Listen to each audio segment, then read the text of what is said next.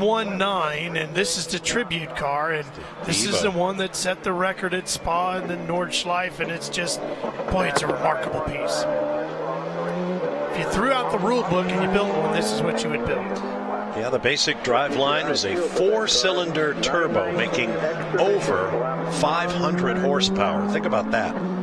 2-liter 4-cylinder turbo, more than 500 horsepower, and then another 400 to 500 from its electric motor.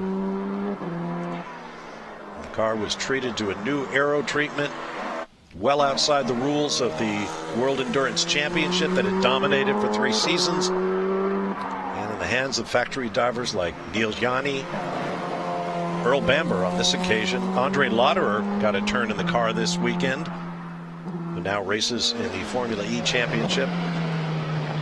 I spent some time talking with some of the engineers with this program, and the basic question, of course, is why? Why do this? What are you getting out of it? And they said for them it was a gigantic, R&D project for fun. What could we do? What can we learn? Let's see where it takes us. And well, they got a lot of notes. As we said, this will be the last time this car will appear on a racetrack, and then they'll go take all those notes and study them as this car goes to a museum. I think it's a huge learning process to see what a machine can do when you lift the limitations. I mean, racing and balance of power and everything creates this sort of artificial cap on the technology. And I see the value. I mean, I want every manufacturer to do this and uncork the thing and see where you can go, if only just to know, what the limits are. Because well over 1,000 horsepower. I mean, that was the lure of classes like Formula One, where, you could just push the limits so much further than any other class. And now it's kind of dialed back to that world where you're trying to cost contain and do things to keep everything sort of reasonable. But, little kid in me says, why not? These engineers studied hard. Let them go have at it. No rule book. Here's your basic model. See what you can do with it. Here's the laws of physics. See what we can do.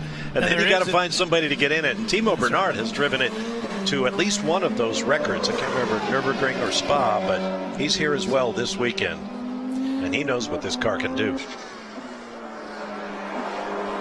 There is another car, and it's a show car basically with an all-electric motor that's been traveling around the world through city centers doing so. Boy, look at the black rubber just left as it exits out of the corner. But this is the real one. This is the one that everybody's been talking about, the real race car.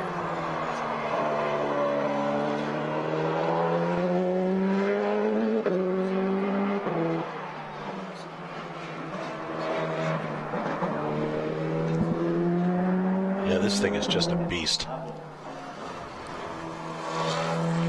And it's deceptive because when you see it in person, you realize the speeds are just staggering. And it's just, it doesn't look like it makes any sense the way they accelerate. Well, I strongly encourage you, if you haven't seen it, get on YouTube and find the onboard footage. But, I mean, Porsche factory drivers are among the best of the best. But just about every guy I read about who got out of this car after using it in anger said, holy moly, or some equivalent in some foreign language. Let's go to Justin. Okay, well, after that rather dismal display, I'm trying